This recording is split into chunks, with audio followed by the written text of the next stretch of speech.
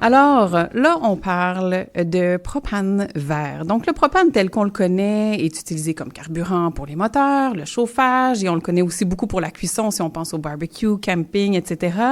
C'est un dérivé de produits pétroliers. On sait également que, tous les types de gaz polluent de façon généralement très importante sur leur cycle d'approvisionnement et de combustion.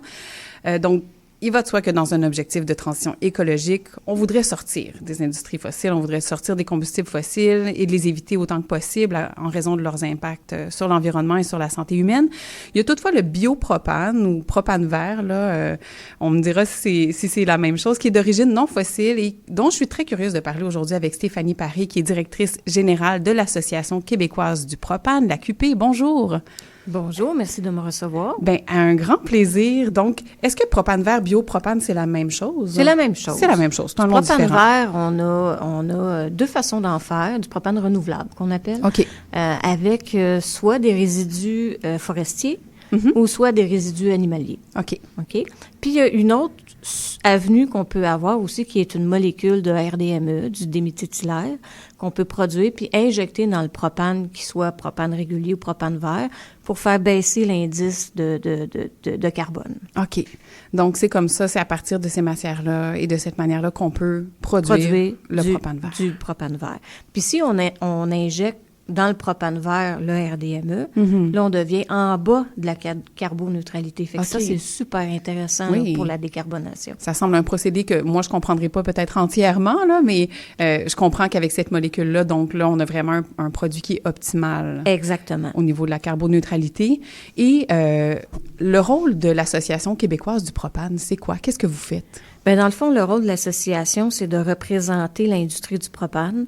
Donc, les fournisseurs, les distributeurs, les fabricants, tout ce qui est alentour de l'industrie, puis de faire connaître l'industrie du propane au Québec. OK. Et donc, là, quand on m'a approché pour recevoir quelqu'un de l'AQP à l'émission, il y avait le propane vert employé dans l'agriculture en particulier, donc dans le domaine de l'agriculture. Pourquoi est-ce que vous avez tenté cette avenue-là dans le milieu agricole? Bien, le milieu agricole pour l'industrie du propane, c'est le tiers de notre industrie en consommation. Et pourquoi qu'on est allé vers le milieu agricole? Parce que une des choses qui est quasiment pas électrifiable, mais qui est pas électrifiable, c'est le séchage de grains. Donc, le séchage de grains, c'est une courte période, c'est 4 à 6 semaines dans l'année, mais ça représente quand même l'équivalent de 700 wagons de train, là. C'est juste pour sécher le grain. OK. Et puis, c'est pas électrifiable parce que c'est une grosse consommation en très peu de temps. Fait que Hydro-Québec n'est pas intéressé à venir installer ça prend 600 volts, 3 phases. C'est pas faisable. C'est pas faisable. Mais je sais qu'il y a différentes méthodes de séchage qui sont actuellement utilisées dans l'agriculture, mais j'imagine que là, on parle vraiment d'une grosse masse de production, donc peut-être que les méthodes plus traditionnelles sont moins appropriées ou pas assez rapides pour les besoins de l'industrie. Donc, là, le propane vert dans le milieu de l'agriculture, vous avez donc approché certains agriculteurs pour tenter on a fait un projet. Oui, on a fait un projet pilote qui était embryonnaire parce qu'on voulait tester le produit. Oui. Et puis, on a eu une belle réception. Ça s'est très bien passé. On a les mêmes paramètres. On n'a pas besoin de changer l'équipement. On n'a pas besoin de la modifier. On a la même capacité de séchage. Fait qu'on était très, très contents. Fait que là, ce qu'on veut, c'est le développer au Québec. Oui, parce que là, c'était comme une petite cellule en laboratoire, donc pour essayer, tenter cette transformation-là, voir qu'est-ce que ça a comme impact. C'est un produit qu'on a importé des États-Unis. OK. Fait que là, si on l'importe des États-Unis, bien là, la carboneutralité est affectée par le transport. Oui. Fait que si on peut le produire ici directement au Québec, bien, on vient de s'enlever cette charge-là de décarbonation en plus. Donc, l'idée, ça serait d'être capable de le produire à même le Québec, d'autant plus qu'avec ce que vous avez nommé comme produit source là, pour créer ce propane vert, on aurait tout ce qu'il faut. On a tout ce qu'il faut. On a de la biomasse, on ne sait pas quoi en faire, on l'enfouit. Oui. Fait que là, on pourrait s'en servir. Pareil avec les résidus animaliers. Fait que c'est quelque chose qui est très viable. Puis je pense que c'est quelque chose que s'il y a une volonté du gouvernement de s'impliquer, une volonté d'investisseur, on peut faire très rapidement. Parce que là, on entrerait dans ce qu'on appelle une économie qui est davantage circulaire et qui permettrait de réutiliser ce qui serait normalement enfoui, incinéré, qui constituerait des déchets au final. Exactement. Donc, le gouvernement aurait tout avantage à aller investir de ce côté-là. Est-ce qu'on sent un intérêt quand même? Est-ce que l'industrie a un intérêt de développer justement des usines ou je ne sais pas comment ça s'implante? Mais je peux vous dire qu'il y a un intérêt. On s'est fait connaître avec le gouvernement. On n'était pas dans l'État de l'énergie du Québec auparavant. Puis c'est la première année qu'on est présent dans l'État de l'énergie. Fait que là, ils nous reconnaissent comme une énergie vitale pour le Québec. OK. Fait que ça, c'est déjà un grand pas d'avant. Puis, il y a une volonté, oui, essentiellement d'aller vers les énergies renouvelables. Fait que tout ce qu'on veut, nous, c'est porter le projet à bout de bras, puis trouver des investisseurs, puis des subventions pour le faire. Puis à ce moment-là, vous jouez un rôle, l'Association québécoise du propane, un rôle clé dans ce développement-là, parce que vous allez faire les approches, c'est ce que je comprends? C'est un rôle de facilitateur, je pourrais dire. D'accord, pour essayer de créer des liens. C'est pas nous qui va le produire, mais on peut créer des liens avec des fournisseurs, des fabricants, le gouvernement, des investisseurs. Donc, créer des liens entre ces personnes-là pour favoriser le développement du propane vert au Québec. Et là, vous l'avez quand même abordé brièvement, ça ne demande aucun changement auprès des agriculteurs. De passer de ce qu'ils font actuellement à du propane vert ne demande aucun changement de matériaux, infrastructures, tout reste identique. Donc, c'est superbe parce que, justement, ils n'ont pas à se racheter du matériel, ils n'ont pas à changer parce que c'est une nouvelle technologie. Tout reste identique. Tout reste identique, l'équipement, le matériel. Puis, en plus, tout reste identique au niveau de la réglementation. Avec la RBQ ou le code CSA. Tout est pareil. Tout est pareil. Il n'y a rien qui change. Donc, finalement, il n'y a que des avantages. Exactement. Pour eux, parce que ça ne coûte pas non plus cher. Est-ce que c'est davantage onéreux de passer au propane vert versus ce qu'ils utilisent actuellement? C'est certain que quand on va commencer le propane vert, d'aller à une échelle de production, il va avoir un coût. Là. Oui. C'est certain.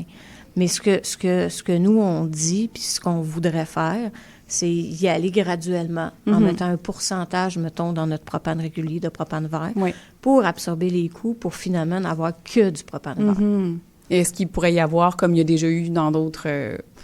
quand il y a eu d'autres technologies instaurées dans différents milieux, des subventions incitatives du gouvernement pour pallier justement à la différence des coûts?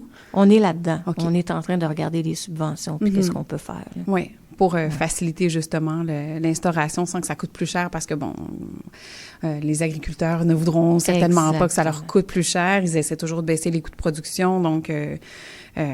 oui, ça va être à surveiller. Et là, c'est une nouvelle technologie quand même ici, à tout le moins là, au Québec et par l'AQP. De quelle manière est-ce que vous faites la mesure d'impact? Là, vous avez eu vos premiers laboratoires, vos premiers espaces pour explorer.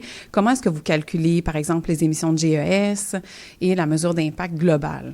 Mais ce que je pourrais dire, c'est que la molécule qu'on a importée des États-Unis, c'est une compagnie qui a fait ses propres études, des études d'impact. Fait qu'on s'est fié à ces études-là. On a fait un peu nos propres études avec des laboratoires externes.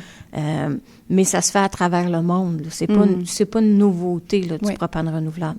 Fait qu'on a des études un peu partout en Europe, aux États-Unis. Fait qu'on se fie à ces études-là. OK, parfait. Donc, la mesure d'impact serait sensiblement la même puisque c'est le même milieu, c'est comparable. Exactement. Donc, puis le propane des États-Unis, mais le propane qu'on produit au Canada, 60% du propane qu'on produit au Canada est exporté aux États-Unis. Fait que c'est notre propane. C'est la même chose. Là. D'accord. Oui, on oublie parfois qu'il y a comme ces échanges-là. On se dit, non, finalement, c'est eux qui l'utilisent. Il y a tout ce libre-marché, évidemment, qui existe encore, malgré les petits changements qu'il y a eu récemment, les va-et-vient de taxation. Sinon, avec l'Association québécoise du propane, vous agissez à différents niveaux. On parlait tout à l'heure un peu hors onde là, de l'aspect des problématiques entourant les autobus, parce qu'il devait y avoir une électrification. finalement problématique avec Lyon. On n'aura pas de batterie, il n'y aura pas ce qu'il faut. Et vous me disiez que l'AQP va jouer un rôle possiblement dans cette transition-là pour au moins avoir une méthode alternative en attendant autre chose pour la décarbonation du transport scolaire, par exemple. Oui, tout à fait, parce qu'on s'en va vers une crise. Il va manquer au-dessus de 1200 autobus pour la rentrée scolaire. Et puis, il y a déjà 800 autobus sur les routes du Québec, des autobus au propane. Les autobus au propane, c'est 25 de moins d'émissions de GES qu'un diesel.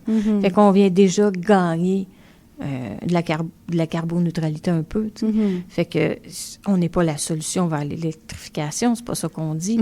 On dit qu'on est la solution transitoire vers l'électrification parce que c'est pas vrai qu'à la rentrée scolaire, Lyon va produire des autobus électriques s'il y a lieu, ou d'autres compagnies, et ça ne fonctionnera pas. On va avoir des problèmes, puis les parents vont le ressentir, les centres de services scolaires commencent à mettre de la pression. Fait on dit qu'on est une solution transitoire. Une solution transitoire et par curiosité, puis là, c'est un peu hors des questions que j'avais prévues, mais est-ce que le propane vert pourrait se retrouver dans des autobus? Pourrait. Est-ce que ça... Ça pourrait, puis si on fait du propane vert dans les autobus, bien là, on devient en bas de la carboneutralité. Oui, mais là, il faut le produire au Québec, idéalement. C'est ça, c'est ça. Pour d'abord le produire au Québec, bien, on va souhaiter en tout cas que ce circuit puisse se compléter avec une industrie québécoise pour éviter l'importation des États-Unis, par exemple, et vraiment être vraiment vers une carboneutralité ou un souhait de carboneutralité dans toute la chaîne d'approvisionnement. Merci beaucoup d'être venu en discuter avec nous aujourd'hui. Bien, merci beaucoup. Merci de m'avoir reçu et bonne journée. Bien, merci à vous aussi. Donc, c'était Stéphanie Paré, directrice générale de l'Association québécoise du propane. Une excellente journée à vous aussi.